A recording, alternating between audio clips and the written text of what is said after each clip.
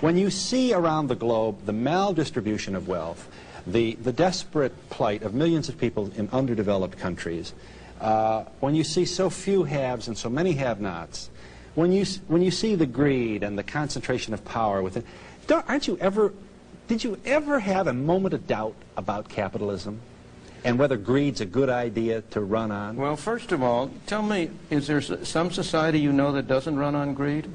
You think Russia doesn't run on greed? You think China doesn't run on greed? What is greed? Of course, none of us are greedy. It's only the other fellow who's greedy. The world runs on individuals pursuing their separate interests.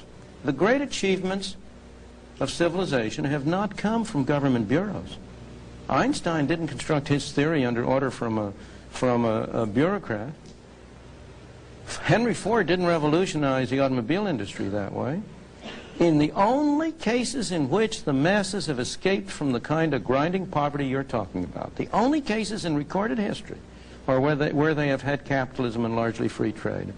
If you want to know where the masses are worst off, it's exactly in the kinds of societies that depart from that. So that the record of history is absolutely crystal clear that there is no alternative way so far discovered of improving the lot of the ordinary people that can hold a candle to the productive activities that are unleashed by a free enterprise system. But it seems to reward not virtue as much as ability to manipulate the system. And what does reward virtue? You think a communist commissar rewards virtue? You think a Hitler rewards virtue? You think, excuse me, if you'll pardon me, do you think American presidents reward virtue? Do they choose their appointees on the basis of the virtue of the people appointed or on the basis of their political clout? Is it really true that political self-interest is nobler somehow than economic self-interest? You know, I think you're taking a lot of things for granted. And just tell me where in the world you find these angels who are going to organize society for us.